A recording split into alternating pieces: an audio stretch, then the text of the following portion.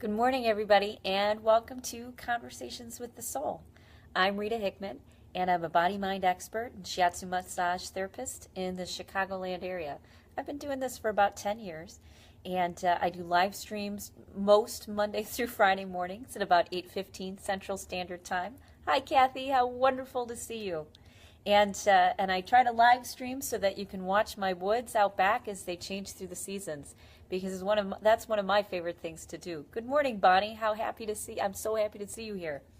So today's topic is Happy Thanksgiving, Kathy. Today's topic is about shamanism and community healing and family healing. So, when I was thinking about today's topic, and what I wanted to say. Good morning, Esther. And what I wanted to say, I thought I'd start with a really cute story. Good morning, Margie, about, healing and group healing in a racquetball court, where people were holding crystals and things like that. And that's a version of shamanic healing. That definitely is. But the more that I thought about it, the more I really wanted to use experiences that touched me deeply. So I grew up in a family where there was a lot of stuff going on when I was a kid. There was a lot of underlying tension. Good morning, Danny. A lot of underlying things going on. And as a kid, that then in turn turned into difficulties with attachments and insecurity, and the fact that I then ended up victimized, and all sorts of things along those lines. All the things that I think a lot of people, a lot of women especially, have lived through.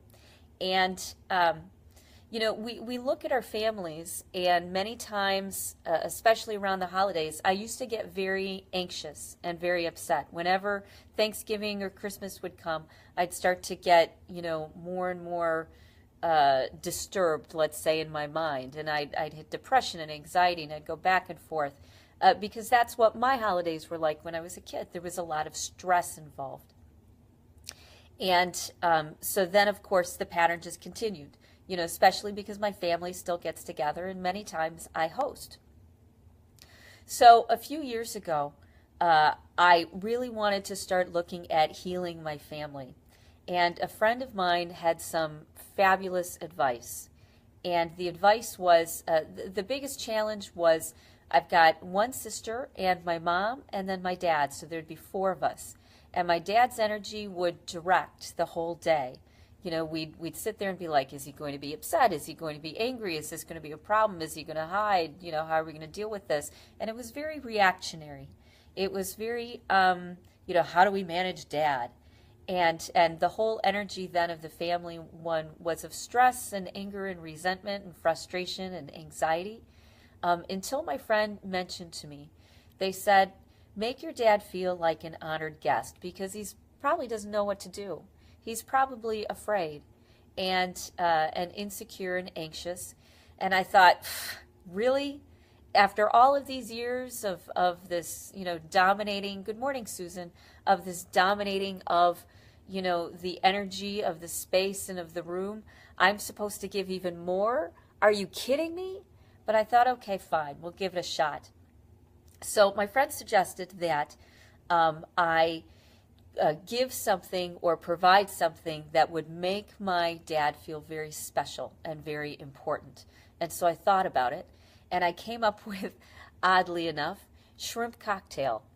So my dad loves shrimp cocktail. Nobody else in the family really eats it. And so he doesn't get it very often, but whenever he goes to a buffet or whatever, he loves to eat the shrimp cocktail, and he loads up on it. And I thought, okay, I'm going to get my dad shrimp cocktail for Thanksgiving. And so I did. And my dad felt confused, but then started to feel welcome and started to relax and started to engage more. Good morning, Rosalind. And I thought, well, that's odd and interesting, huh?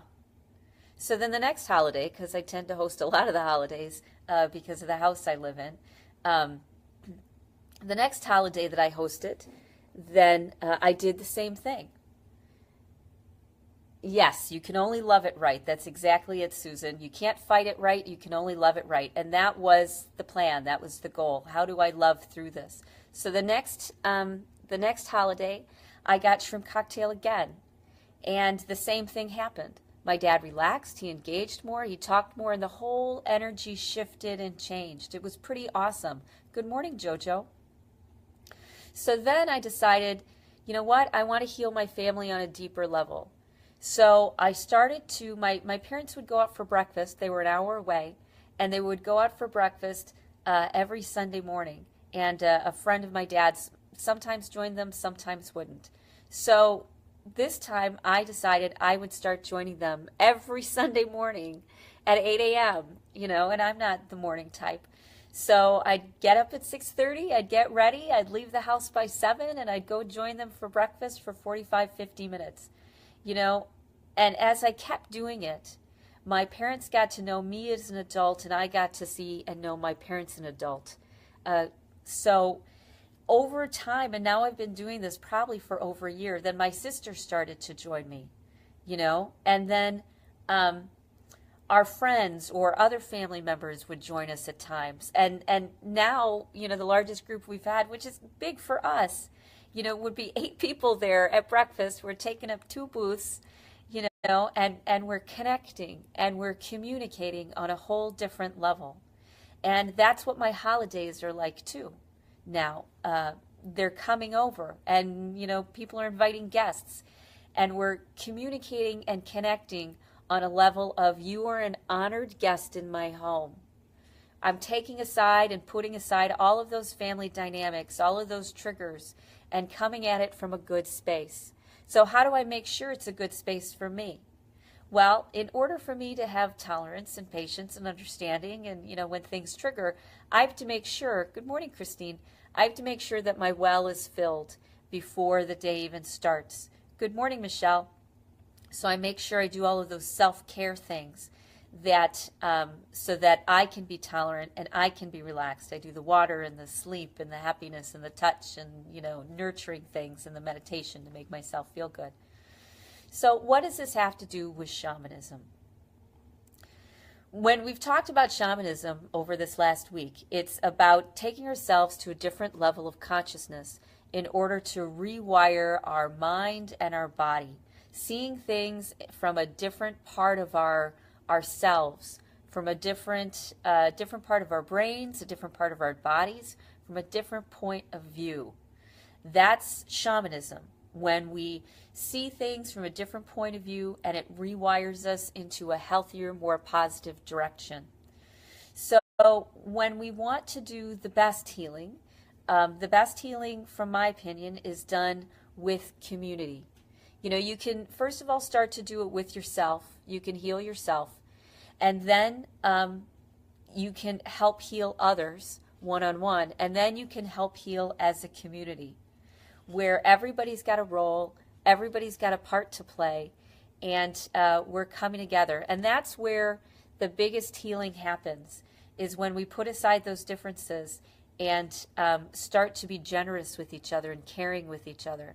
So how can you do this if your family is crazy and dysfunctional? As I said with mine, I only had one person that I really had to work with the most, which was my dad.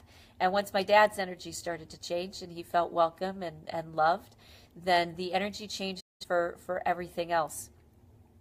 So the story about the racquetball court.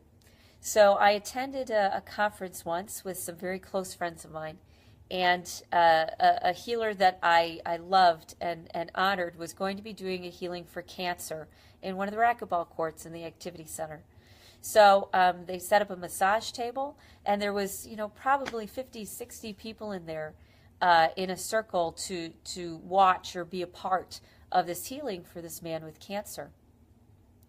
And my mentor had evolved enough in life that he now knew that for healing to really work, everybody had to be involved. It couldn't just be a show for one person. Everybody had to have a role. Everybody had to have a place. And so he had all of this stuff, as I said, crystals and feathers and sage smudging, and he gave everybody in that room that wanted one everybody a job, everybody an important role to play in the healing of this man. And, it was interesting metaphorical stuff. Okay, you stand here and hold this crystal just in this place, and you stand right next to them and shine this light through. And, it was very elaborate. But the point was, is people felt that they were doing something important and that they were using metaphors and ideas and getting out of themselves, getting to a different state of mind. And that energy, I don't know if the cancer ever went away for the man or not, but that energy, what that does for somebody is it helps them feel loved, connected, attached. It helps them change those old beliefs that there's no help for them, that nobody cares, that if they reach out, no one will be there. It will start to change those old limiting beliefs. Because what tends to get in our way is that we don't get the things that we need. And the reason we don't get the things that we need is because we don't make sure we get them. We have very good reasons for that. We have excellent reasons for why we don't drink enough water or get enough sleep or walk or listen to music or buy flowers for ourselves. We've got lots of reasons why we don't do the things that help ourselves and help other people heal. And those reasons, that's what needs to be healed. The things that get in the way of living a happy and healthy life. And when you can start doing it for yourself and you start understanding what helps you heal, what helps you live in a healthy, balanced space, then you can start creating environments for other people so that they can start to make those changes and heal as well. And that's you doing shamanic work.